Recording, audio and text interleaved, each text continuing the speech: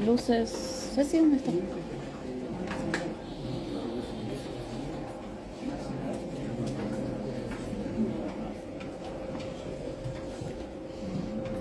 Hola. Bueno, nos están faltando un par de panelistas, pero van a ir llegando, así que bueno, pero los tenemos a todas y todos ustedes que bueno, ya tenemos la sala llena. Muchas gracias, es muy lindo ver este interés en este libro. Bueno, yo soy Constanza Brunet, no me presenté, soy la directora de la editorial Marea. Y bueno, estoy muy contenta de presentar este libro que forma parte de nuestra colección Contracorrientes, que es una nueva colección que sacamos este año, que la dirige Alejandro Horowitz, que está llegando. En un ratito él seguro también va a contar algo de la colección. Es una colección de ensayos.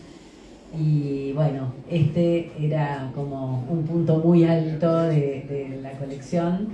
Realmente es un libro fascinante. Sobre todo a los que nos interesa el tema de Cuba, leer una historia desde una perspectiva de izquierda, pero crítica, pero que no sea antirrevolucionaria, que tenga todos esos datos que tiene, que tal vez solo se consiguen en Cuba o solo la mirada de alguien que está viviendo ahí puede tener, algunos de primera mano por haber participado de muchas manifestaciones y otro tipo de movidas que hubo en todos los últimos años, y después los documentos a los que tuvo acceso, que bueno, lo hacen un libro impresionante, muy interesante y que llega hasta nuestros días, donde tal vez se sabe bastante poco el público general. Los que están más cerca de Cuba seguro saben más y les va a interesar un montón. Así que bueno, y tenemos para presentar el libro una mesa espectacular. Muchas gracias, Jorge Altamira, por estar acá. También gracias a Ricardo Figueredo. Ahora se ha sumado Juan Pin Vilar, un poco fuera de programa, pero estamos encantados de tenerlo, el director de La Habana de Fito, que también nos va a contar su lectura del libro. Y bueno, un poquito más tarde van a llegar Cristian Chipi Castillo, que está viniendo de un acto en La Plata, por eso está demorado, y Alejandro Horowitz, el director de la colección. Bueno, si les parece, vamos a arrancar con Jorge. Se los voy a presentar muy brevemente, aunque todos lo conocen. Es dirigente y analista político y referente de Política Obrera. Fue legislador porteño durante el periodo 2000-2004 y candidato a presidente de la Nación en 5 oportunidades. Es miembro fundador y dirigente del Partido Obrero. Bueno, Jorge, adelante. ¿Querés pasarle?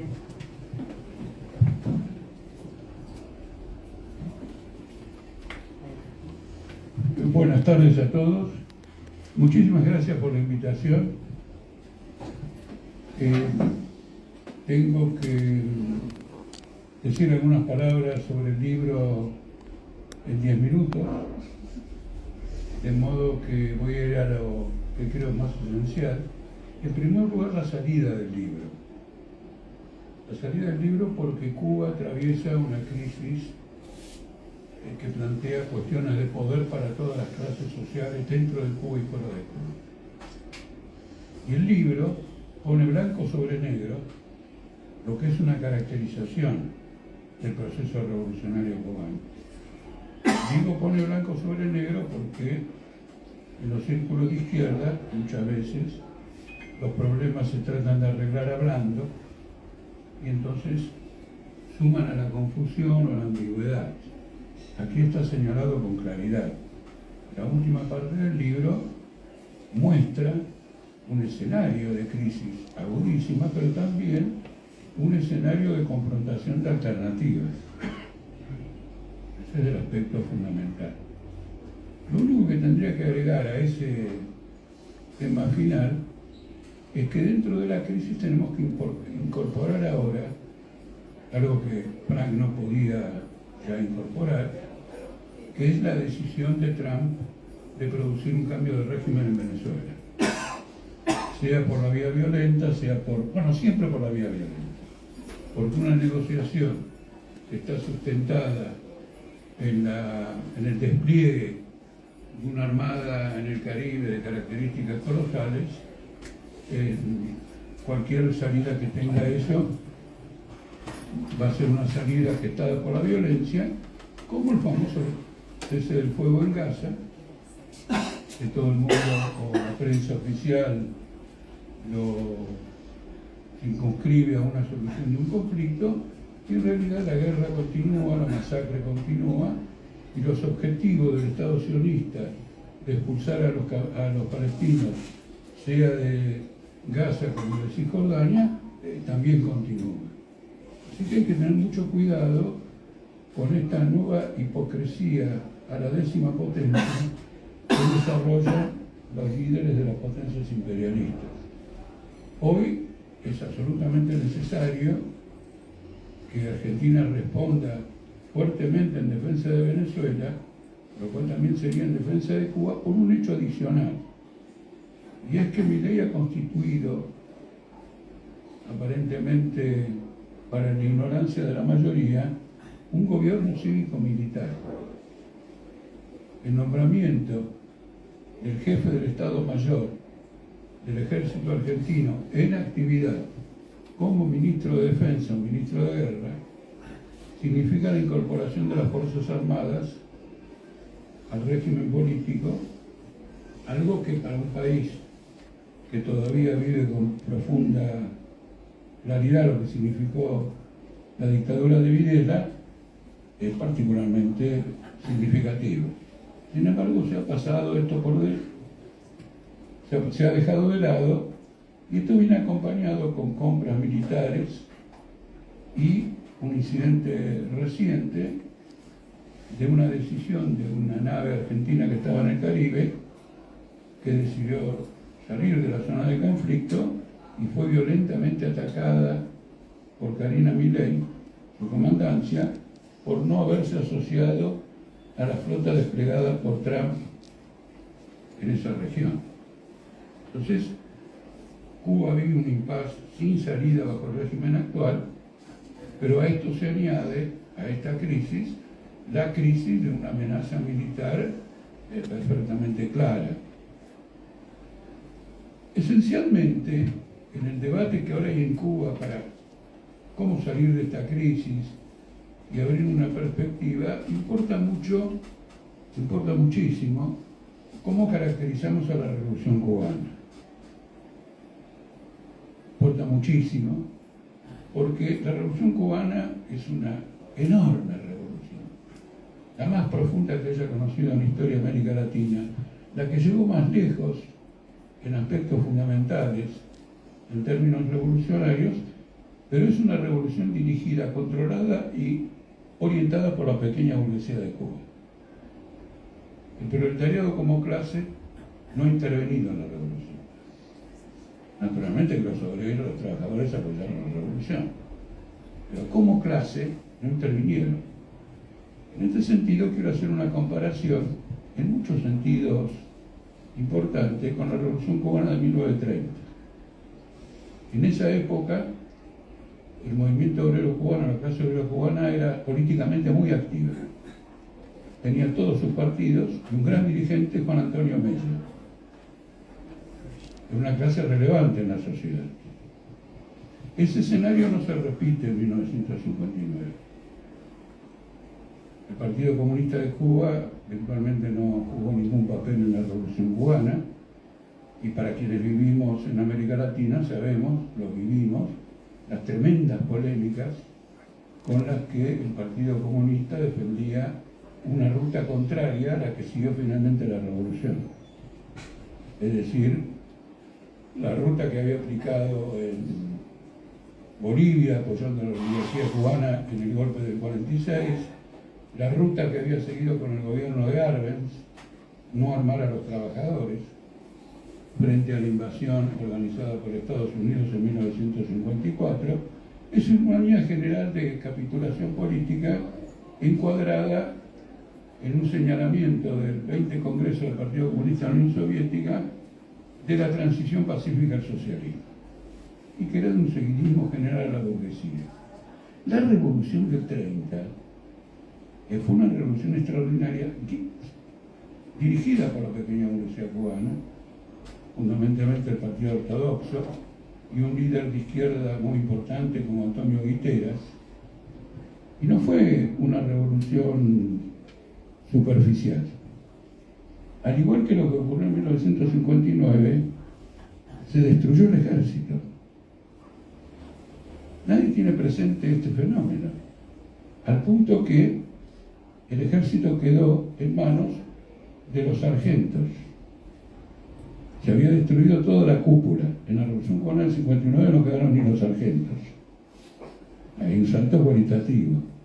Y a través de los sargentos se reorganizó el Estado y el propio ejército. Y el jefe de esos sargentos era Fulgencio Batista, que cobra su notoriedad como consecuencia de esa actitud. Y en ese momento cuenta con el apoyo del Partido Comunista,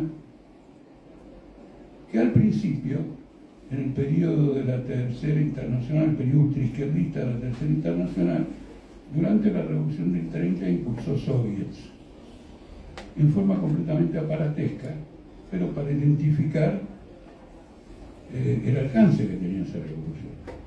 Un artículo del New York Times, que leí personalmente de aquella época, describe al Palacio de Gobierno de La Habana como el Palacio de Invierno textual de la Rusia de 1917, porque estaba completamente en manos de los soldados, se formaban comités, etcétera, etcétera. Probablemente, no puedo asegurarlo, el Partido Comunista pretendía que Batista, por estas condiciones, fuera una especie de Luis Carlos Prestes, también teniente militar del ejército brasileño, que se insubordinó y libró una guerra prolongada en el interior, pero que finalmente fue ganado por el Partido Comunista. Y a través de él intentaron un golpe revolucionario en 1935 que fue una aventura. La similitud del periodo hace pensar que probablemente querían hacer lo mismo con Batista. La Revolución Cubana quizá exagera un poquito, mejor dicho, la Revolución del 30 quizás deformo la idea que voy a señalar, pero para destacarla, podríamos llamarlo una especie de ensayo general de la Revolución Cubana del 59.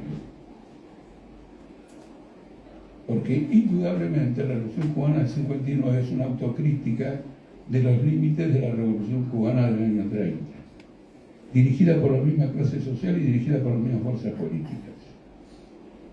Solo que con una gran actividad de la clase obrera. Porque no solo estaba organizado el Partido Comunista, había organizaciones anarquistas, había organizaciones trotskistas, había un movimiento sindical importante, y vuelvo a repetir la figura de Mecha, que es con Mariátegui, las dos grandes figuras del marxismo latinoamericano. La importancia de señalar este carácter de la dirección es que es un error político pretender que una revolución dirigida por la pequeña burguesía pueda ser caracterizada como socialista. No importa la profundidad de las medidas que tomó, que no solo fueron profundas, sino que fueron excepcionales en la historia, como la expropiación del capital extranjero y el capital nacional, como consecuencia de una serie de ataques del imperialismo norteamericano que comenzaron con un boicot al abastecimiento petrolero de Cuba y que fue resuelto con una actitud también excepcional de la burocracia de la Unión Soviética, que normalizó el funcionamiento de las refinerías cubanas con el abastecimiento de petróleo.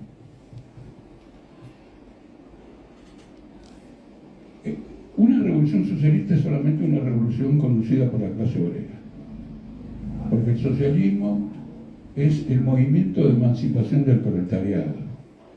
Por profunda que sea una revolución antiimperialista, si no está dirigida por la clase obrera, el carácter de sus medidas no tiene el mismo significado histórico. Y ese mismo régimen, en poco tiempo, evoluciona una suerte de bonapartismo, de gobierno de jefatura personal. Quiero señalar que esto que ustedes están escuchando se lo dije a Fidel Castro en un debate público en el año 1993 en La Habana con motivo de un congreso, bueno, no, había un congreso del Foro de San Pablo, pero el Partido Comunista nos invitó a un debate. El debate ese tuvo distintos aspectos, pero se redujo a una polémica entre mi persona y Fidel Castro, a pesar de que había 500 delegados, y quienes debían polemizar conmigo eran el ministro de Relaciones Exteriores Robaina, el ministro de Relaciones Exteriores, el ministro de Economía, Carlos. Bueno, acá Carlos empieza con P, creo, el apellido. Y finalmente, no, era un muchacho joven. No, después yo me voy a acordar un ratito y si no lo googleamos. Carlos, bueno, estaba presente ahí, y luego con el presidente de la Asamblea Nacional, Alarcón. Quiero decir que este es un desenvolvimiento de ideas en un momento de mucha crisis en Cuba, porque era el periodo en el cual había cesado toda ayuda a la Unión Soviética, bueno, se había disuelto la Unión Soviética y el bloqueo del imperialismo en Cuba era más severo que nunca.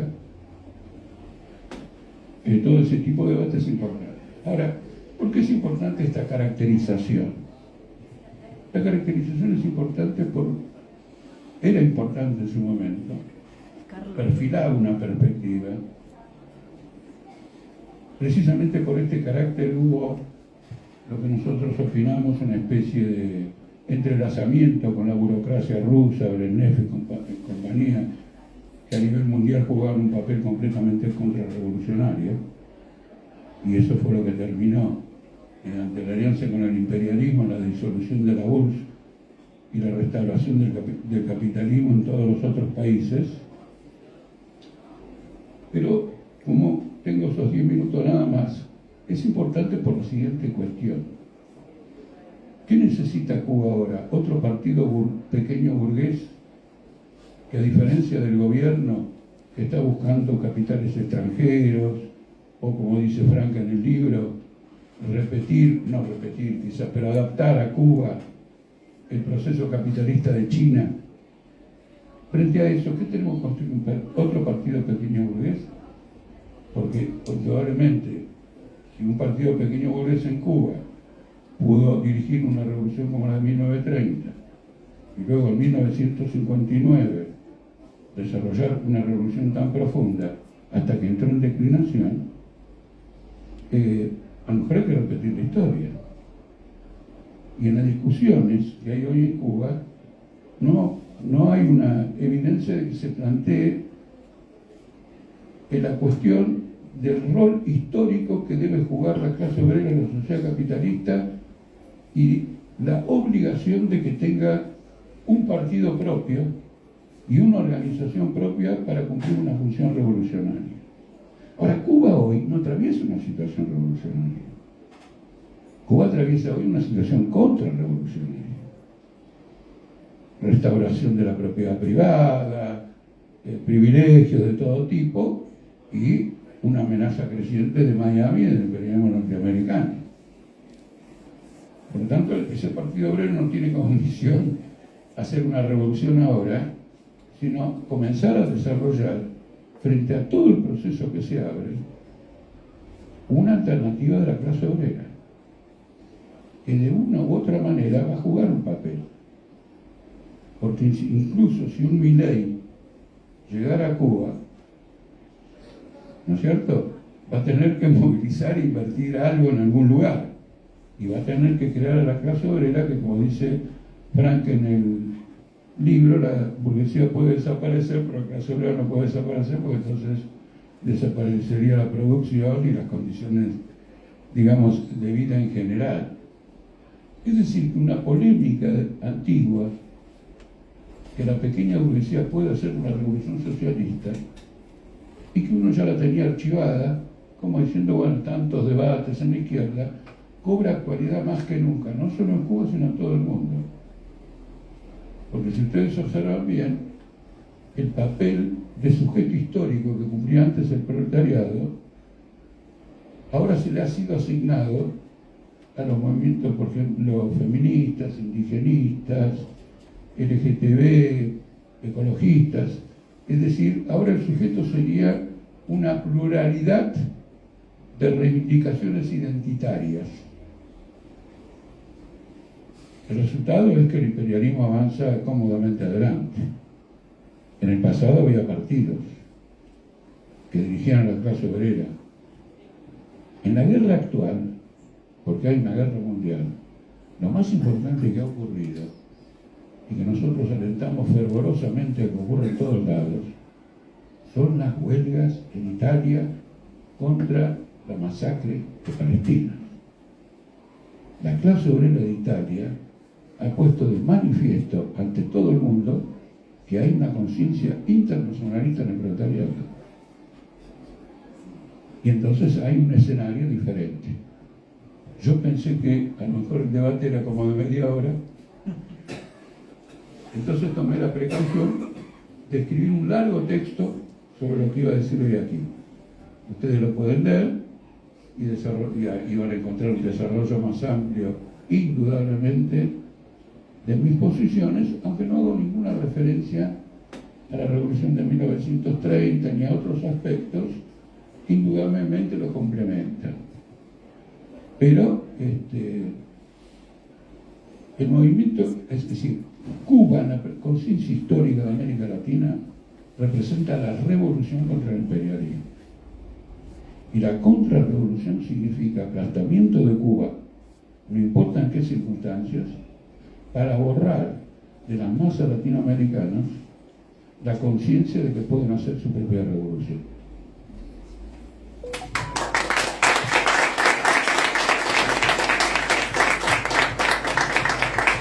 Gracias, Jorge.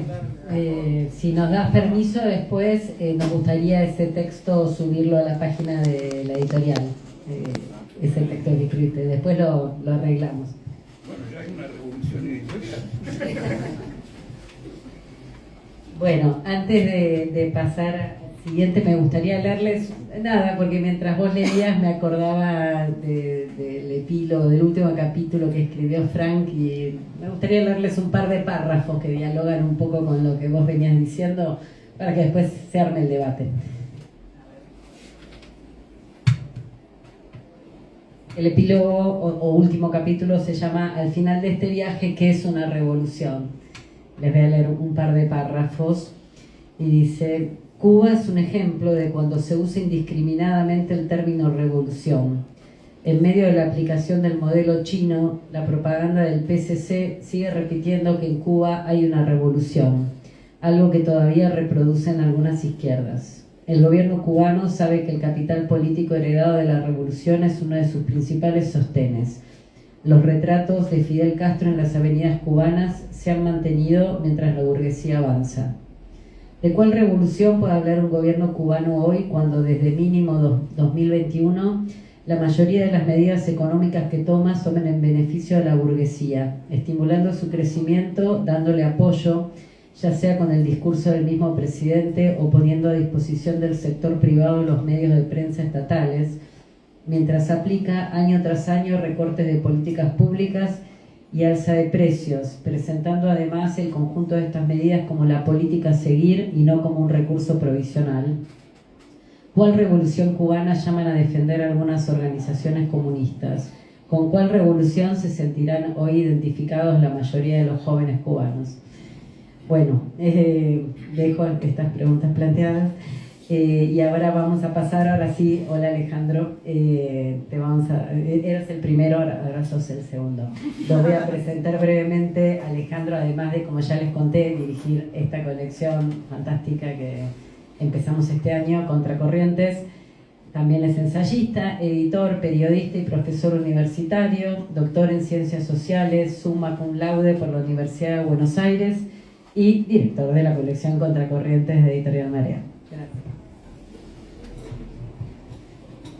Disculpen la tardanza y esas cosas horribles que tiene cierta edad de confundir los horarios. Y sí, creí que era las 18:30, de modo que en mi cabeza llegaba más que puntualmente. Sucede. Espero no confundirme tanto en lo que voy a decir, pero nunca se sabe. Entonces, ¿por qué el libro de Frank? La Revolución Cubana es, para América Latina, entre muchas otras cosas, un mito político. Es un suceso que equivale al sintagma revolución en América Latina. Fue la primera vez que dijimos socialismo en castellano. Hasta ese momento, el socialismo era una cosa que sucedía muy lejos, o en la Rusia zarista, o en la China milenaria, pero por estos rumbos no. Hete aquí que un suceso notable y, en cierto sentido, como toda revolución, único, acontece por estos lares. Que alguien se ocupe sistemáticamente de un proceso de esta envergadura, que además sea un hombre educado en la tradición cubana, que conozca eso no solo librescamente, sino como una experiencia directa, es de un valor particularmente señalable. En primer lugar, conviene recordar que las revoluciones no son muy amigas de las historias, y en todo caso, cuando escriben su propia historia, suelen escribir más una fantasía de sus dirigentes que un texto probo sobre tal acontecimiento. La historia de la Revolución Cubana no es demasiado diferente. Ninguno de sus dirigentes importantes se tomó el trabajo de hacer semejante tarea, y cuando circunstancialmente se ocupó de esto, pues bien, no hizo nada demasiado distinto que la tradición a la que me he referido.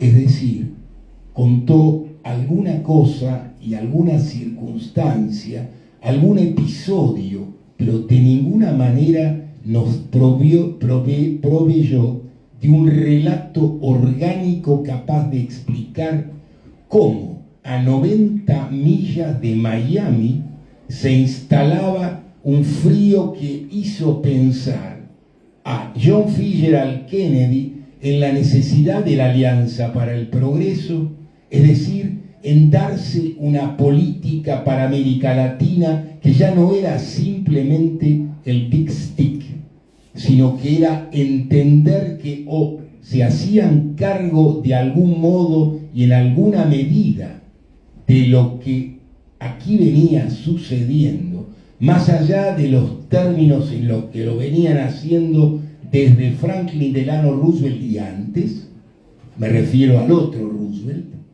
Pues bien, esto es el impacto que la Revolución Cubana produjo en toda América Latina, y cuando queremos mirar la fecha de nacimiento de lo que podemos denominar la nueva izquierda en América Latina, está extremadamente determinada por este acontecimiento decisivo.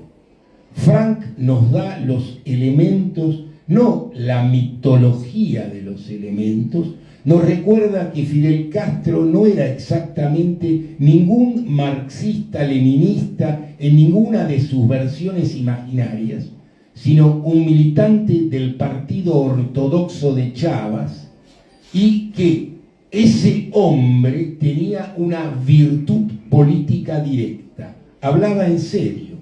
Mientras los partidos comunistas y buena parte de la izquierda blableaban en distintos tonos sobre distintos asuntos, Castro se dio una política y la ejecutó. Podemos hacer distintas caracterizaciones sobre esta política, sobre la participación más o menos activa y dirigente de distintos segmentos sociales. Eso es perfectamente debatible. Lo que no es debatible, y esto es la cuestión por la cual incorporamos el texto de Frank a esta colección, es que este es un problema central de la política contemporánea. Es el último estallido, junto con la Nicaragua solitaria del 79, de lo que podemos denominar un proceso que se interrumpió, y un fenómeno no menor al lado de este proceso que Frank señala, que es el intento del castrismo de organizar una referencia política en tensión con la Rusia soviética estalinizada. La idea de que el 20 Congreso del PECUS terminó con el estalinismo es una ridiculez que hoy resulta insostenible. Una cosa es terminar con el Gulag y otra cosa es terminar con la política del estalinismo. Y la política exterior de Khrushchev no se apartó medio metro de la vieja política internacional de Stalin. Pero aquí que Cuba estaba a 90 millas de Miami y era algo así como un portaaviones que se podía mantener cambiando por un accidente de la lucha política global, la relación de fuerzas militares. Y esto fue lo que significó, entre tantas otras cosas, Fidel Castro. Una de las tareas de una reseña o una de las tareas de una presentación, que es a esta altura un género discursivo, es una tarea de servicio, es decir, informarle a los potenciales lectores de qué va este libro. ¿Y por qué? Porque un libro no consiste en engañar a un lector para que lo compre, sino en hacerle saber de qué va, para que si él es un interesado, pueda adquirirlo. Y si no, sepa claramente por qué no debe hacerlo. Y este es el sentido de esta intervención. Yo creo que el libro de Frank nos permite abordar una complejidad inusual, con un rigor poco habitual, y nos permite hacerlo desde la perspectiva de un comunista cubano.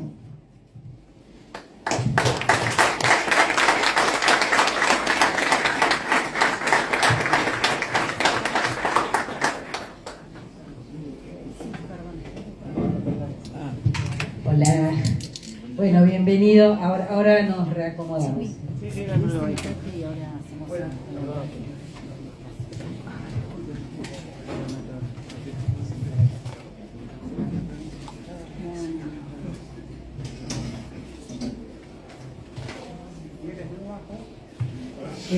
No, yo ahora me pongo más ahí, total, yo solo los presento y después ustedes así están más cómodos hablando. Chiqui, ¿te parece sentarte ahí? Bueno. Ahí va. No, por favor. Vero, ¿me alcanza? Gracias. Bueno, gracias Alejandro. Bienvenido, Chiqui Castillo. Estaba viniendo desde La Plata, pero bueno, llegaste antes de lo que pensábamos. Así que bueno, bienvenido. Antes de dar paso al siguiente panelista, les voy a leer un breve fragmento del prólogo de Horowitz, por si no los convenció de que hay que comprar el libro. Acá por escrito también es muy elocuente. Dice: el trabajo de García Hernández relata la parte donde el mito se desangra, Este es un ensayo que permite entender cómo el siglo XX desembocó en el siglo XXI, cómo el socialismo terminó siendo una promesa frustrada y cómo Cuba dejó de ser el primer territorio libre de América. Acá la historia desemboca en la crisis política que atraviesa la isla en la actualidad, sin borrar el increíble camino de su batalla socialista. Por todas estas razones publicamos el trabajo de un cubano sobre la Revolución Cubana en la colección Contracorrientes. Ni repite eslóganes nostálgicos, empecinados e inútiles, ni se rindió, ni se rinde. Bueno, gracias Alejandro. Y ahora le vamos a dar la palabra a Chipi Castillo, se los voy a presentar brevemente. Cristian Chipi Castillo es político, sociólogo y docente universitario en la Universidad de Buenos Aires y la Universidad Nacional de La Plata. Actualmente es diputado nacional por el PTS en el Frente de Izquierda. Gracias. Bueno, buenas tardes, disculpa la llegada tarde, estaba en la oscura de diputado provincial, sí, demoramos un poco y bueno, leí igual el artículo de Jorge en Política Obrera sobre el libro, así que por lo menos tengo una referencia, y el prólogo de Alejandro, así que bueno, más allá de para saber algo de lo que dijeron los que hablaron antes. Lo primero, me parece que lo importante del libro es que presenta un panorama de conjunto, desde tratar de explicar o dar cuenta de cómo se produce el proceso revolucionario, cómo se da, hasta las distintas vicisitudes por las que pasa el Cuba después de la revolución, y luego el proceso de inicio de la restauración capitalista, graficada desde adentro, ¿no? Donde me parece que es muy interesante todo el proceso de cómo se va gestando una burguesía propia cubana, los distintos sectores que emergen ahí de ese proceso, cómo este se intensifica, en particular en los últimos 10 años, y a la vez cómo en ese marco se va desarrollando una izquierda crítica dentro de Cuba, con las heterogeneidades y peculiaridades que tiene. O sea, cómo la oposición al curso de la restauración capitalista y el incremento de las desigualdades sociales que engendra y los padecimientos del movimiento de masas no generan meramente un crecimiento de la oposición por derecha, ni solo de las migraciones como forma de salir al régimen, que es un fenómeno que está bien señalado, pero que es exponencial en el último periodo, exponencial para la población que tiene la isla. La cantidad de migración ha sido brutal, un 10% de la población más o menos se ha ido, sino que hay sectores críticos que tratan de tomar un camino por izquierda, tratando de ver cómo puede ser construido ese camino en condiciones verdaderamente muy complicadas por la represión política, y por el carácter embrionario que tiene. Creo que en ese marco, en el libro, se discuten con algunos mitos construidos desde la historiografía oficial cubana respecto de la propia trayectoria de Fidel Castro, y respecto de ciertos debates internos que tuvo todo el proceso revolucionario. Desde ese punto de vista, creo que es un trabajo que abre al debate, que abre a la reflexión y que abre a la discusión, y que obviamente invito a leer encarecidamente. En ese marco quería decir 2 o 3 cuestiones que me parecen importantes. Primero, que a mi entender la pregunta importante sobre cómo se dio la Revolución Cubana, bueno, tiene obvio distintas explicaciones. Una me parece, o la que más me convence, digo en el sentido que un movimiento no directamente socialista, comunista, revolucionario, termina produciendo una revolución que expropia a la burguesía. Es el primer país de Occidente donde eso ocurre, a pocas millas de Miami. O sea, ¿cuál es la dinámica por la cual un partido o un movimiento que no se proclamaba socialista termina expropiando a la burguesía? Y en ese sentido hay una definición que hacía Trotsky en el programa de transición, donde se hacía la pregunta: ¿es posible la creación de un gobierno obrero y campesino por las organizaciones obreras tradicionales. Se refería en este caso al Partido Comunista o al Partido Socialista. La experiencia del pasado demuestra, como ya lo hemos dicho, que esto es por lo menos poco probable. No obstante, no es posible negar a priori la posibilidad teórica de que bajo la influencia de una condición muy excepcional, guerra, derrota, crack financiero, ofensiva revolucionaria de las masas, etc., los partidos pequeño-burgueses, sin excepción de los estalinistas, pueden llegar más lejos de lo que ellos quisieran en el camino de una ruptura con la burguesía.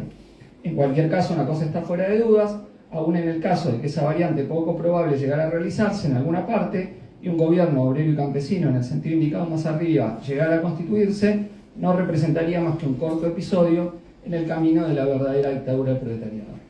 Bueno, esta definición que daba Trotsky, en referencia a que, pese a que el programa de los partidos comunistas no era avanzar a la ruptura con la burguesía, podía llegar a darse en una combinación de circunstancias excepcionales, me parece que es algo de lo que pasó en Cuba para entender por qué un movimiento, en este caso, que no era una dirección obrera revolucionaria como el EB26, termina enfrentándose al imperialismo y expropiando a la burguesía. Incluso se da yendo más allá, no solo hacia un gobierno obrero y campesino, sino hasta la expropiación de la burguesía.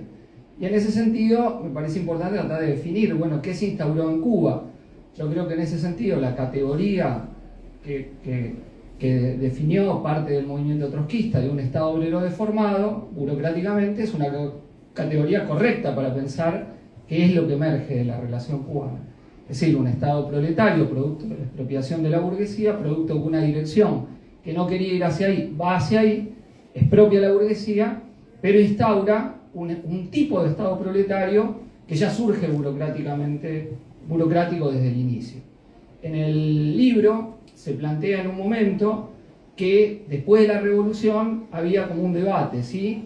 Convocar elecciones o mantener el régimen, y cómo va virando rápidamente la dirección de la revolución cubana desde una promesa de un programa democrático burgués hacia la continuidad del régimen sin el mandato electoral. Sin embargo, ahí no se plantea que podría haber habido una tercera alternativa, o sea, no la salida de la destrucción del ejército de Batista para instaurar un régimen democrático capitalista, agrarista, más o menos antiimperialista, pero sin la expropiación de la burguesía, o esa expropiación bajo un régimen más o menos bonapartista de control del movimiento de masas y sin democracia proletaria. Bueno, esa alternativa no se desarrolló. Una característica de la revolución cubana es que no hubo algo parecido a soviets, a consejos obreros, y eso no está desarrollado como programa de ninguna de las tendencias que estaban presentes en el proceso revolucionario. Y me parece que ahí tenemos una de las claves para entender el conjunto del proceso. Las masas intervinieron, pero no con organismos propios de autoorganización en ningún momento, ni aún en el momento más agudo de la revolución. Y ni aún el ala izquierda del proceso revolucionario y del M26, podemos decir el Che, abogaba por ese proceso de democracia de las masas. Y bueno, eso permitió que tanto los virajes a izquierda o derecha que daba el régimen se hagan desde arriba, sin una tendencia a la autoorganización de las masas. Por último, lo que me quería referir, para no extenderme y no pasarme del tiempo, el proceso que se da ahora. En Cuba tenemos un proceso de diferenciación social muy agudo. Yo estuve hace 10 años y la restauración estaba recién en pañales frente a lo que está ahora. No había prácticamente esa visión que da en el texto de 9.000 empresas privadas, ¿no? No había ni ahí la idea de la presión de la ruptura del comercio exterior es muchísimo más fuerte. Entonces lo que me parece ahí importante es pensar el programa, ¿no? Y en el programa, obviamente, la autoorganización de la clase obrera, la defensa de los derechos a la sindicalización de la clase trabajadora, creo que son demandas y consignas muy importantes, junto con todo el cuestionamiento a los privilegios que tiene el elenco gobernante y la legalización de los partidos que planteen una salida rupturista con el imperialismo, ¿no? Porque hay ahí una contradicción. En nuestro caso siempre planteábamos un programa vinculado a los partidos que defiendan la revolución. Al avanzar la restauración esto se complejiza. bueno, hay que pensar cómo plantearlo por ahí, porque efectivamente que una parte del proceso político lleva a sectores restauracionistas ligados directamente a Estados Unidos y que quieren la colonización, está planteado. Entonces, ¿cómo plantear ese tema? Bueno, puede ser ligado a los que se enfrenten al imperialismo, plantean el enfrentamiento al imperialismo, digo, para alguna de las formas para plantearlo. De todas maneras, hay que ligar la Revolución Cubana al proceso de lucha internacional de la clase obrera, y en este momento estamos en un proceso de recolonización en América Latina que hay que enfrentar con toda la fuerza, independientemente de nuestras críticas que tengamos, obviamente, al propio régimen cubano, ¿no? Y ni hablar en lo que está pasando en Venezuela con la amenaza militar directamente y la agresión militar que hay que enfrentar decididamente. Bueno, paro acá, muchas gracias, espero que todo el mundo lea el libro de Frank.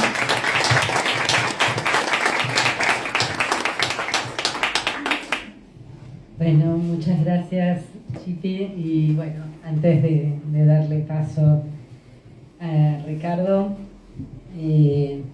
nada, les quería leer un pequeño párrafo que también creo que dialoga un poco con algún aspecto que nos venía contando Chipi, que es este tema de las empresas privadas, que lo encontré súper interesante en tu libro, como para que se vayan dando una idea de qué tiene el libro.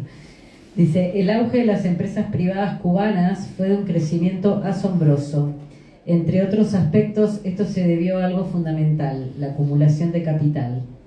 Desde que Raúl Castro iniciara las reformas en 2011, por diferentes vías ya se había dado tiempo a acumular el capital suficiente para la expansión de la burguesía.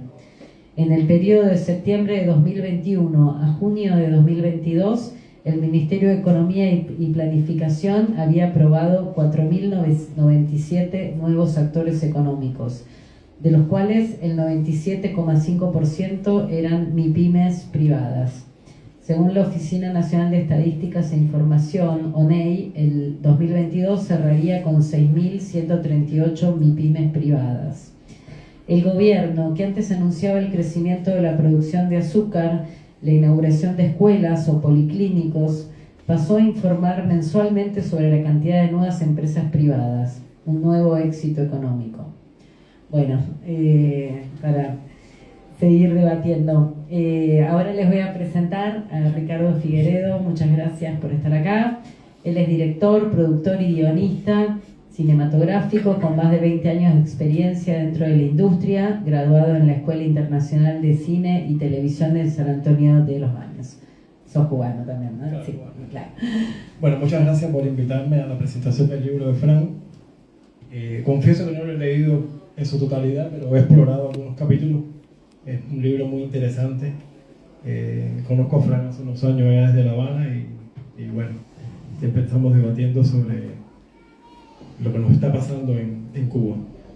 A mí me toca hablar, me ha pedido que hablara un poco con lo que ha estado pasando en los últimos años con el movimiento artístico, con lo que pasó el 27 de noviembre y hablar un poco también del movimiento San Isidro, que ha sido muy intenso lo que ha pasado en los últimos años con los artistas, que no es algo que está pasando en los últimos años de la revolución. Desde los inicios de la revolución siempre se persiguió el pensamiento y la expresión de ese pensamiento con medidas muy duras. No sé, por ahí pongo referencia a Reinaldo Arena, en fin, a todos los que tuvieron problemas desde el arte con la revolución, ¿no? He estado viendo a los panelistas, muy interesante, de verdad un honor estar aquí con ellos, y su visión sobre la Cuba, que es una visión para mí, y discúlpeme, un poco romántica desde este punto de vista desde que nos ven en Argentina, ¿no?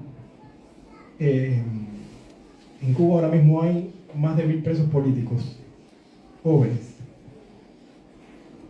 casi todos menores de edad, que no tiraron una piedra, que no agredieron a un policía, salieron a protestar con un cartel. Y 15 años. 10 años. Es decir, la consecuencia de todo lo que se ha disfrutado de la Revolución Cubana lo están pagando todavía en Cuba los que quedan, con el desastre económico que hay, con la falta de iniciativa, con las torpezas. Hay un ministro ahora que fue ministro de Economía que lo están acusando de espionaje y de haber destruido la economía cubana, pero realmente es como parte de todo el plan macabro que tienen ellos, ¿no? No sé, hablar de Cuba siempre es difícil. Hay una parte del libro que es la que quería hacer esta acotación un poco para situarlo en el contexto de lo que pasa en Cuba y de lo que estaba pasando. Yo realmente tengo bastante claro en estos días lo del 27 de noviembre, que fue una protesta que pasó a partir de unos acontecimientos que pasaron con unos artistas que pasaron a llamarse el Movimiento San Isidro en Cuba. Estos artistas, por un problema que yo a veces en Argentina veo cómo se manifiestan los artistas, la posibilidad que tienen de expresarse, y aquí hubiese pasado como un suceso más sin mayor repercusión.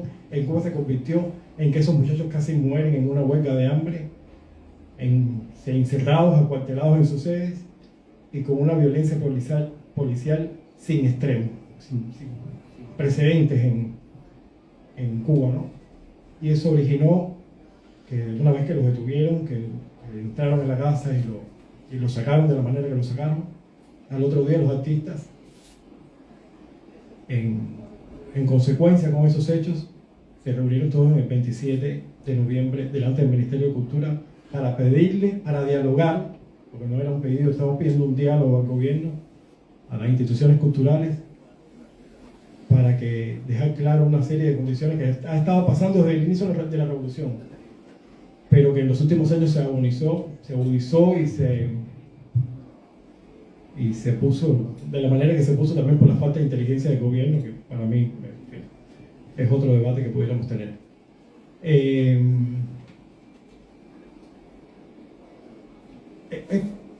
Era algo que, bueno, como bien explica Frank en el libro, era algo que no había tenido precedentes nunca antes en el proceso revolucionario cubano, que los artistas se reunieran en la calle, tomaran la calle, se pararan frente al ministerio, y todo el gobierno hizo todo un aparataje militar en estos días iba a decir, porque invité a Juan P. Pilar, que es un director con el que trabajo hace muchos años, hemos hecho muchas películas juntos. En estos momentos estamos haciendo una película sobre el 27 de noviembre, en lo que hemos hecho una entrevista a todos los que participaron en la mesa de negociación, digamos, él estuvo dentro, yo me quedé fuera, yo no soy tan activista como él. Pero todos y cada uno de los que organizaron el movimiento 27 de noviembre tuvieron que irse de Cuba. Todos en estos momentos están fuera.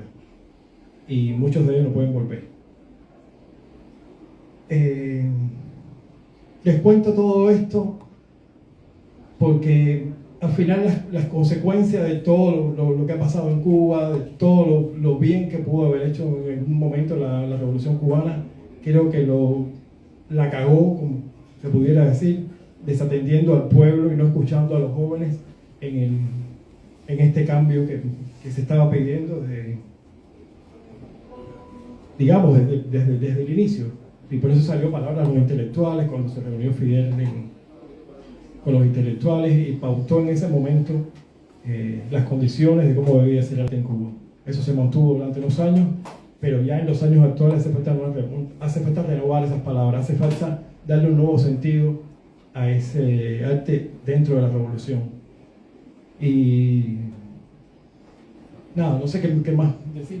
Quiero también un poco invitar a Juan Pin, que como les dije, él estuvo dentro de la mesa de negociaciones con el ministro de Cultura en estas instancias y no sé, quería un poco compartir mi charla con él.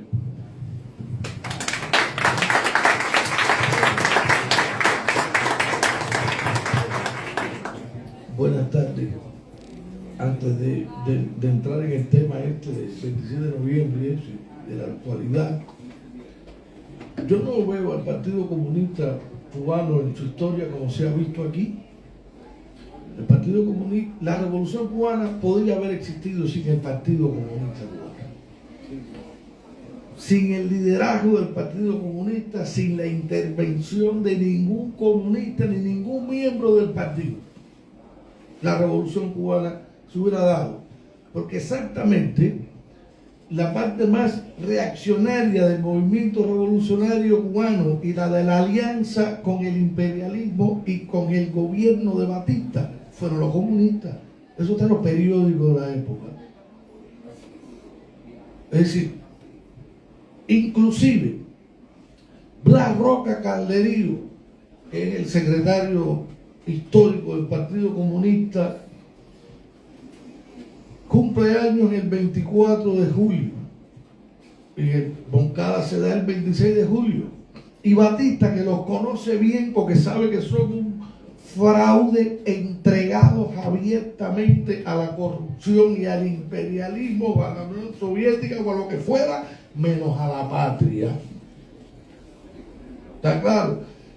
Los metió presos a esa dirección, que regresaban de Guantánamo. Eso está en los periódicos de la época. Esto no me lo contó a mí mi abuela. Tú lo buscas ahí.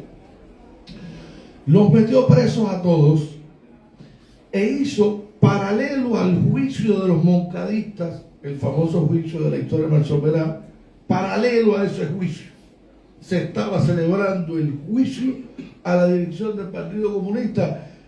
El abogado de la defensa de esos, perdónenme, miserables, fue Carlos Rafael Rodríguez, y pasando por alto el discurso de la muerte de 72 jóvenes en ese asalto, declaró eso un acto puchista y gangsteril, en una alianza, una vez más, con Batista. No voy a entrar en la particularidad, en el debate sobre cómo Joaquín Ordóñez y Rubén Martínez Villena se reúnen en la Embajada de Estados Unidos con el cónsul que envía a Estados Unidos para resolver el problema de lo que llaman aquí la Revolución del 33, y entregaron la huelga. Cuando los obreros salieron a la calle, el liderazgo del partido en la Embajada de Estados Unidos cuadró parar esa huelga. Es decir, no hay una tradición combativa en el Partido Comunista Cubano. Hay una tradición de... Eso no tiene que ver con los obreros. Eso no tiene que ver con la lucha del movimiento obrero. Hay obreros que murieron por causas importantes, todos casi expulsados del Partido Comunista. Entre ellos, en eso sí coincido, uno de los cerebros más importantes de América, a la altura de Mariátegui, y efectivamente, para mí los dos grandes pensadores del siglo XX latinoamericano con relación al marxismo, Julio Antonio Mejía. Pero Mejía fue expulsado del partido y asesinado. ¿Verdad? No es así eso. Partido, una vez yo puesto en ese contexto, que es el contexto mío, sobre la historia del Partido Comunista Cubano, lo que estoy diciendo está en los periódicos. Sí, pues, algo que yo puedo inventar, está ahí. Vamos a lo que pasó después. En breve, tampoco voy a extenderme en ese fenómeno. Fidel Castro es un hombre que está con características geniales, como se ha dicho aquí, yo estoy de acuerdo con eso, pero el precio de esa genialidad, hay mucha gente muerta y encarcelada y fusilada y excluida y obligada a la despersonalización a cambio de su genialidad. Es cierto que Fidel Castro es indiscutiblemente la personalidad más importante de ese movimiento, de verdad. pero hay una generación involucrada en eso. Fidel no es en 1952 alguien que Batista está pensando, ni los políticos están pensando. Fidel no existe. E inclusive se reúne con Batista cuando Prío le permite a Batista regresar, esos breves años en que el idiota de Prío creyó en la democracia y Batista le preparó un golpe de Estado. Carlos Prío Socarrá se reunió en su casa, Fulgencio Batista, en su finca de Cuquine. Se reúne con Fidel Castro, que va con Rafael Díaz Balar, con Leonel Soto y con Alfredo Guevara. Leonel Soto y Alfredo son militantes comunistas desde muy jovencitos. Leonel sobre todo es comunista destacado porque fue presidente de la Escuela de Filosofía en los años en que Fidel estaba también estudiando en la universidad. Y van con el cuñado de Fidel, Rafael Díaz Balar, que es el líder de la juventud del partido de Batista. Y se reúnen, y Batista, que es lo peor, Batista es un asesino, pero Batista no es un ignorante, Batista no es un sargento así, que Batista tenía condiciones políticas y un olfato y una inteligencia para moverse en Cuba, que es, después de Fidel Castro, el político más importante de los últimos 40, 30 años de la República Cubana. Si el hombre que de verdad incidió en los cambios en la sociedad cubana y en la política cubana y en la reformulación de los partidos es Fulgencio Batista, porque era un hombre con un talento excepcional, no era culto, pero no era ignorante, era un sargento taquígrafo. Y rápidamente los americanos lo vieron y se convierte en el hombre de los americanos en el gobierno de Grau, en ese primer gobierno que se mencionó a Guiteras aquí. Pero Guiteras, quienes hacen todo lo posible por enfrentarse a Guiteras, son los comunistas. Si Guiteras es el gran escollo, hay dos escollos en la narrativa del Partido Comunista Cubano de la República: Julio Antonio Mella y Antonio Guiterajo. Está todo muy detallado en el libro, lo cuenta Frank con grandes detalles. No, los primeros comunistas son Carlos Rafael y Juan Marinelo. Inclusive, después del asalto a Palacio, al día siguiente, Carlos Rafael y Juan Marinelo son de las personas que van a Palacio, está en la bitácora de Palacio. Y se han muerto 70 y pico de jóvenes el día anterior. Entonces el Partido Comunista Cubano es tan execrable en su historia. No estoy hablando de los militantes de base, no estoy hablando de ese comunista que cotiza, que va y se pelea con la policía. No, el liderazgo del Partido Comunista Cubano es vergonzoso, es pro-yanqui, pero de medular. Eso no, se escondieron detrás de que eran satélites de la Unión Soviética e inventaron eso para esconder el verdadero papel a favor del imperialismo. Claro, eso no tiene que ver con los militantes de base, eso no tiene que ver con los hombres que fueron a la guerra civil española. Como pienso yo que hay que hacer esa separación entre el papel del partido, lo que fue la práctica revolucionaria dentro de la construcción del modelo de poder. Ya después de la revolución fueron el comodín de Fidel Castro para acabar, pero milimétricamente y pensado, con todo lo que significara un pensamiento revolucionario dentro de la revolución. Voy a excluir de eso lo que representó el Che y ese movimiento. Ese movimiento no bien visto por el partido ni por el Comité Central, y a Che Guevara le responde desde cuando el Che en Argelia da su famoso discurso. Yo conozco a las dos personas que estaban escribiéndolo con él. no había más nadie que esas dos personas, Oscar Orama y Jorge Cerquera Riverí. Y cuando el Che terminó de escribir eso en ese lugar y lo leyó al día siguiente, ya ellos sabían que los soviéticos, eso, y casi inmediatamente Raúl Castro responde de Bulgaria,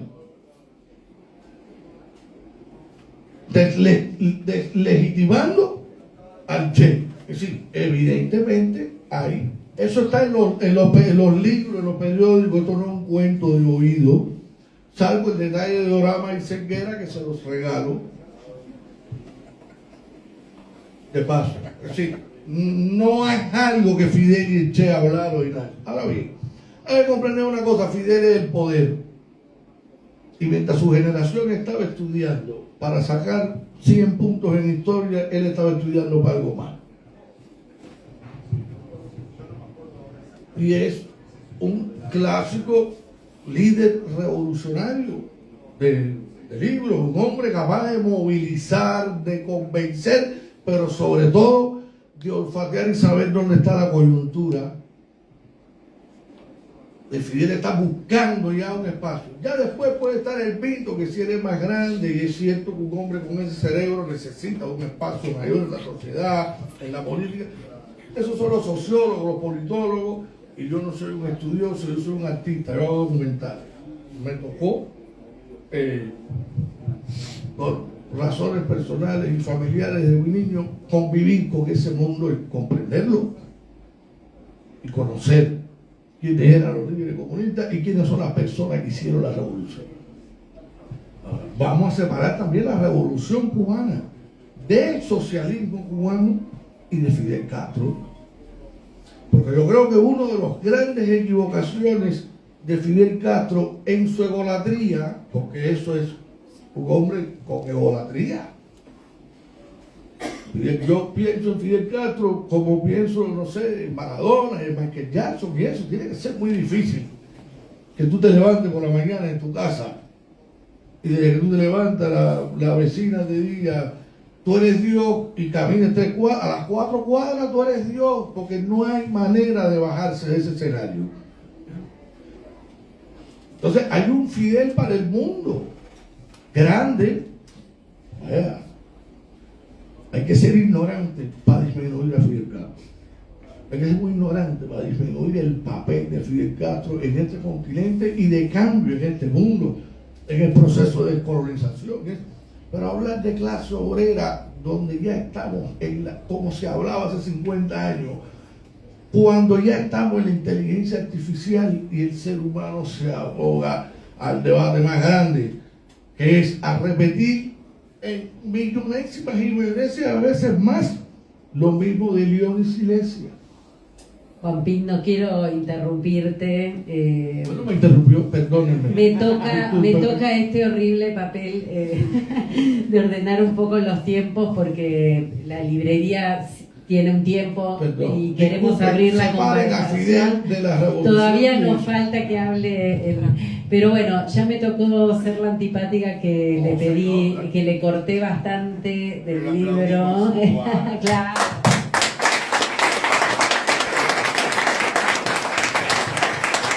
Bueno, Frank escribió un voluminoso libro lleno de datos, de cosas súper interesantes, y fue difícil cortarlo, pero bueno, tampoco podíamos hacer un libro de 1000 páginas, así que bueno, siempre me toca ser un poco la antipática, perdón.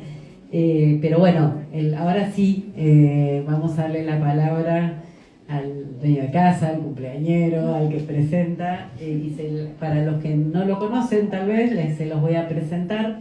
Él es Frank García Hernández, es sociólogo, historiador, analista político y ensayista especializado en el estudio de las izquierdas cubanas y la revolución bolchevique. Colaboró como analista político en importantes publicaciones y fue jefe de redacción web de Telesur, y bueno, y hoy vive en la Argentina. Bueno, gracias Frank por escribir este libro y por publicarlo en Marea. Muchas gracias, Constanza. A Horowitz, que creyó en mí, a Diego Rojas, que no está, que fue el que nos unió, y ya estando en el hospital me decía: tienes que conocer a Alejandro, tienes que conocer a Alejandro. Pero yo soy medio alérgico a conocer personalidades, y entonces cuando él entraba... Él también es autor de Marea. Cuando él entraba por un elevador, yo me iba por otro, y después terminamos siendo amigos, y creyó en el libro desde un inicio. Como mismo pasó con el libro, el panel ha dinamitado buena parte de lo que yo tenía pensado. El que esté aquí, Juan Pin Vilar Lezama Lima, el poeta Lezama Lima, decía que existía algo que era el azar concurrente. Y en este caso, Juan Pin Vilar no habló de lo que él en realidad ha hecho, que es el gran protagonismo de estar en esa protesta del 27 de noviembre que hizo que el gobierno cubano, por primera vez, bajo presión de 300 manifestantes fuera de un ministerio, tuviera que aceptar a un grupo y sentarse a dialogar. Están las memorias levantadas, pocas, porque en realidad fueron horas, y Juan Pin encarna en ese momento el choque de una misma generación.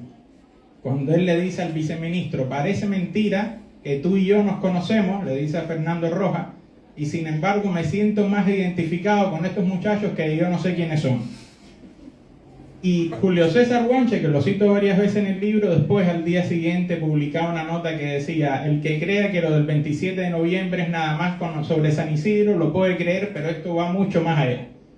Y eso marcó una chispa que incide después en las grandes protestas del 11 de julio, que después en lo de Junior García, que no ha ido terminando todo y que es una crisis detrás de otra. Y por eso quiero también dejar claro que cuando Juan Pin se refería al Partido Comunista es a los estalinistas, que ahí yo los describo muy bien: un partido que va a llamarse Partido Comunista, después Unión Comunista Revolucionaria, después Partido Socialista Popular, y realmente cumplieron, no fueron excepcionales, fue el mismo papel que cumplieron todos los PC en América Latina. Lo que tú decías de Batista Prestes es algo que sí lo vio así el PC. Atinaste. De hecho, Neruda le hace un poema a Batista viéndolo como si fuera un sargento del Ejército Rojo. Así era como veían a Batista, era un oportunista de primera este tipo. Sobre el libro voy a hablar rapidito, y lo que quiero hablar es de cómo el intelectual va siendo modificado por la lucha de clases. Es inevitable. Este libro nace a sugerencia del editor Rubén Biseglia, de Editorial de La Paz, en el lejano febrero de 2020. Me dice: dame unos cuantos ensayos tuyos y te los publico. Y yo dije: bueno, voy a empezar a hacer otros más para que quede más grosso. Y tenía en mente uno de la sociología en el cura guerrillero Camilo Torres y sus puntos de contacto con Walter Benjamin, Trotsky en la literatura de tu amigo Roque Dalton, y cosas así. Y también de Cuba y del trotskismo cubano. Esa huelga de la que habla Juan Pin, que la mandó a parar el PC, si cae Machado es porque el partido trotskista del momento, que se llamaba Oposición Comunista, dice: a seguir con la huelga general, esto no lo tumba nadie. No nos van a quitar la huelga general del medio. Y de eso iba el libro originalmente. Una serie de ensayos que tenían cierto vínculo, pero estallan las protestas del 27 de noviembre, pero estallan las protestas del 11 de julio, pero viene la marcha de Junior García, pero vienen las protestas del 22, del 23, y entonces un intelectual que se dice marxista, si es verdaderamente marxista, se transforma la mentalidad. No puede quedar metido dentro de su castillo de cristal haciendo loas a Walter Benjamin, Camilo Torres, Roque Dalton y Trotsky en abstracto. Y entonces pasó que cuando empiezo a sacar de aquí y a quitar por allá, me encuentro que el libro es muy grande, más grande de lo que vieron ustedes inicialmente. Y dije: bueno, todo lo que es la historia del trotskismo cubano, que es del 32 hasta el 73, lo voy a dejar para otra parte. Por algún motivo caí en una islita que se llama Dominica, no confundir con República Dominicana, y estuve varado 1 año y 2 meses. y dije, bueno, voy a hacer este libro del 59 al 2025. Y empecé a leerme discurso por discurso de Fidel Castro, íntegro. Lo que estaba en las páginas oficiales y lo que está en el periódico Hoy, lo que está en el Bohemia. Gasté todo ese tiempo en una investigación bien minuciosa, obviantes más de 500 pies. Horowitz me decía que todavía yo siento una transferencia positiva muy grande hacia Fidel, y había unas citas in extenso de Fidel Castro que yo después tenía que ir cortando ahí de a poco. Y lo que termina ya darle el rumbo completo es mi compañera, que es un cliché, es argentina, psicoanalista y trotskista. Sí, todo lo que toca. Y un día me dice, pero un libro de compilación de ensayos, eso abunda mucho, pero un libro todo de la Revolución Cubana del 59 al 2025, no.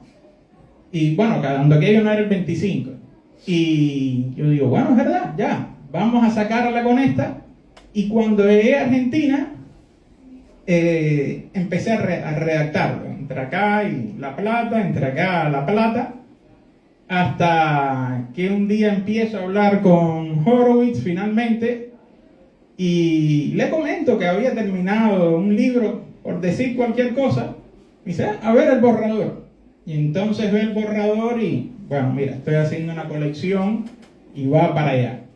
Se demoró un año más porque entonces era el gran problema de cómo castrar eso, la castración, como me enseñó mi novia.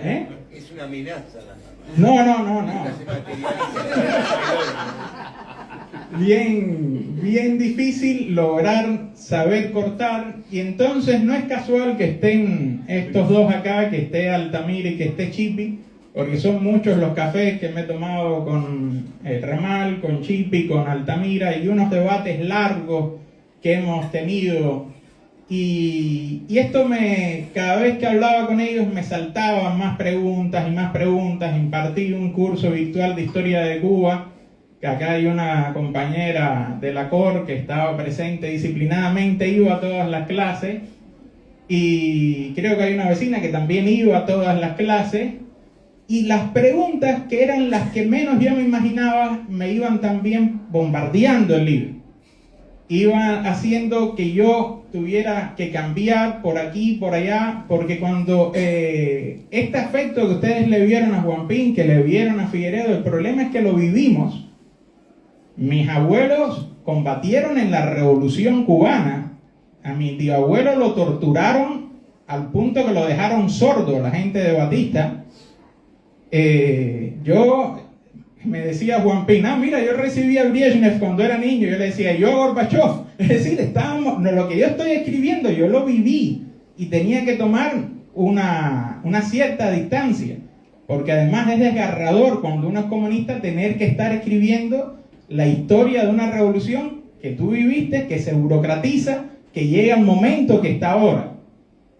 Es bien complejo haber llegado a esa situación, porque no es yo hablando, que por ahí está el ensayo de la revolución bolchevique de 1917, y cuando un comunista cubano, que incluso fue miembro del Partido Comunista como lo fui yo, que terminó siendo expulsado, cuando yo voy escribiendo eso, uno empieza a pensar, ¿será que yo estoy traicionando con este cuestionamiento? ¿A quién estoy siendo leal? Mi tío, el que torturaron, ¿qué creerá cuando si leyera esto? Porque es la revolución de carne y hueso. Yo no estoy hablando en abstracción. Yo no estoy hablando de hablando de un libro. Exacto. Estoy poniendo ahí la sangre de mi familia. Y entonces, y además la gran honestidad, el respeto que le debo a intelectuales como Fernando Martínez Heredia, como a Julio César Guanche, como a Jorge Luis Acanda, de ver a saliendo leyendo la madrugada del 28 de noviembre, lo que se había alcanzado. Después acá le censuran un documental, La Habana de Fito, y tener que reunirse con otra vez el viceministro de Cultura, y cuando se les ocurre grabar la conversación, el viceministro se molesta y dice, no lo graben. Y él dice, ¿por qué no podemos grabar? Si ustedes están grabando, para después escuchar lo que nosotros estamos diciendo, ¿por qué yo no puedo grabar el celular? Y es cuando sale Luis Alberto a decir y dice, basta ya de censura. Entonces, ¿cómo se llega hasta ahí? Todo ese pensamiento crítico que hubo en la revista Pensamiento Crítico, ¿cómo exactamente? Clausurada en el año 71 por los miembros del disuelto Partido Socialista Popular, por orden de Carlos Rafael Rodríguez. Entonces, ¿cómo va evolucionando todas esas luchas intestinas de poder con quien se puede polemizar, con Jorge y con Chipi, la visión de Estado obrero burocratizado, que si revolución pequeño burguesa? No cabía más la mesa, pero también debió haber estado Pablo Almeida acá, que tiene una visión de que hoy Cuba es una dictadura capitalista. Los debates del morenismo hubieran estallado a la mesa esta, pero bueno, no es el sentido debatir sobre las tendencias trotskistas argentinas al respecto de la revolución cubana. Entonces, muchísimas gracias. Se va a presentar también, me dijo hoy por la mañana Rubén Biseglia, que en su feria Chacú Guaranítica quieren presentar el libro, que es ahora en febrero, tanto en Resistencia como después en Asunción, Paraguay. Muchísimas gracias, espero que haya ahora un pequeño debate, o no hay pregunta-respuesta, un brindis. Sí, Unas pequeñas abrimos preguntas. a preguntas. Sí.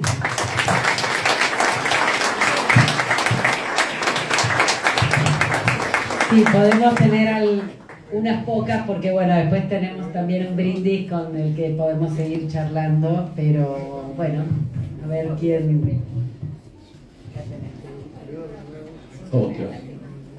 La pregunta que... Bueno, yo estuve muy relacionado con Cuba por el tema de la música. Seguramente que ustedes lo conocieron a Harold Ramayes. Pero bueno, fuimos amigos hasta que vi una película. Militante comunista, pero no de lo que estaba hablando yo. No, pero tenía su contra. Cuando me enteré, cuando era embajador en Francia, la puso a la madre de Mercader a trabajar con ella. Y ella le entregaba a los trotskistas belgas el pasaporte. Y lo llamé después por eso y evitó, estoy escribiendo la sinfonía, el día del cumpleaños todo, evitó hablar del tema. Pero tú hablaste del año 73, porque en el año 98 yo tengo una charla con unos compañeros en Camagüey y me hablan por un teatro que se estaba arreglando en Camagüey, que quedó muy mal arreglado la parte de la acústica, en el bloqueo soviético del 73. Me dijo, hubo, aparte del bloqueo, ya que hubo un bloqueo soviético porque Brezhnev creía que había mucha gente no prosoviética y había que echarla. Entonces, yo escuché y como tú dijiste que ibas a escribir hasta el año 73, me vino esto a la cabeza, si es lo que tiene que ver o no. Yo tuve un problema feo la última vez. Yo estuve igualmente relacionado con estos serie de mandar argentinos para allá y yo difundí cualquier que de música cubana acá en Argentina. La última vez voy con es interesante esto, cómo trabajan los servicios de inteligencia. Uno de mis compañeros era un señor que incluso era pariente político de Che Guevara, pero en el 66 estaba becado en Francia y se conoció a un montón de intelectuales revolucionarios cubanos que estaban en disidencia con Fidel. Y éramos un grupo grande de argentinos y aparte todos los pasajeros. Y a él y a mí nos agarran, nos corren un costado, nos sacan los pasaportes. Él lo revisa, pero él tenía mucha cancha, como estuvo acá proscripto durante la época de la dictadura, tenía mucha cancha para manejarse. Yo esperé a ver qué hacía el policía. No me quería entregar, yo encontraba cómo retenerme y me tiró el pasaporte. Si bien pude mandar más gente hasta el año 2000, pedí ir allá en el 2005 y silencio total. Me comunico con una gente de Austria, si ellos van al festival, y sí, dije, no tuvimos ningún problema. Me comuniqué con la UNEAC, tampoco me contestó. Y eso que yo era un poco un referente argentino de la discusión de la música cubana acá en Argentina. Entonces, indudablemente, yo pasé una lista negra. ¿Y en No qué me- año es eso? Ya en el 2000. ¿A qué enloquecido? No, yo fui 94, 95, personalmente yo.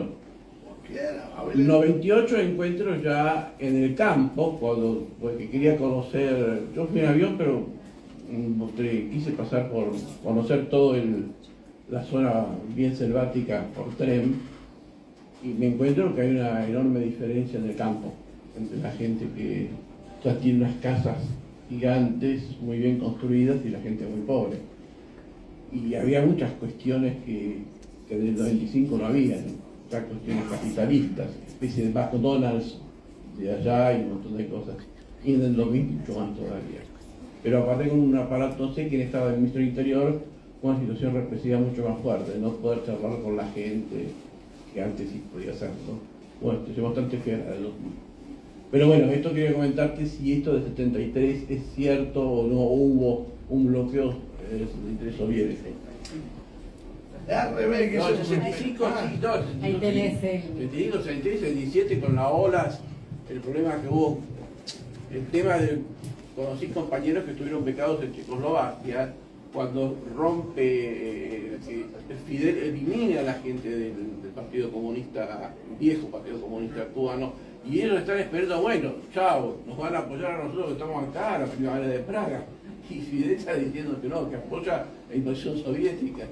Sí, el doble bloqueo del que te debieron contar en realidad es precisamente el 65, que Lionel Soto, en unas memorias que no se publican nunca, dice que se estaba esperando un doble bloqueo, tanto el yanqui como el soviético.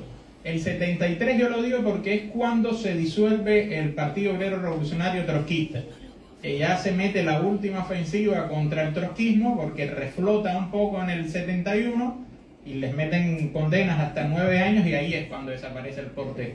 Y bueno, yo te cuento algo, perdón. Demos la palabra a algún otro, ¿no? Porque Cierro acá. Un compañero castrista, porque estuvo en la revolución, que terminó Guantanamera, la versión final de Guantanamera como para Pete Seeger, me dijo de repente que él vivió esa época. Y yo le hablé le pregunté sobre el POR, pero completamente borrado el POR. Claro. Borrado, pero estoy hablando de una persona nacido en el año 32, que vio a Batista y todo ello, completamente borrado. Y el tipo era antistalinista, pero borrado completamente el POR. No existió trotskismo en Cuba. ahora en el brindis seguimos conversando y profundizando, pero bueno, no sé quién más quiere hacer algún comentario, alguna pregunta. ¿Quieren ir al brindis? Bueno, no sé, la mesa, si quieren hacer algún comentario más, pueden dialogar también entre ustedes. Si quieren. O si no, Frank, puedes cerrar y vamos a brindar y a seguir conversando fuera de micrófono. Bueno, evidentemente no hay muchos troscos acá, porque si no hubieran empezado a pedir las palabras y esto hubiéramos terminado muy tarde. Ah, bueno, acá, espera, María. No son troscos educados.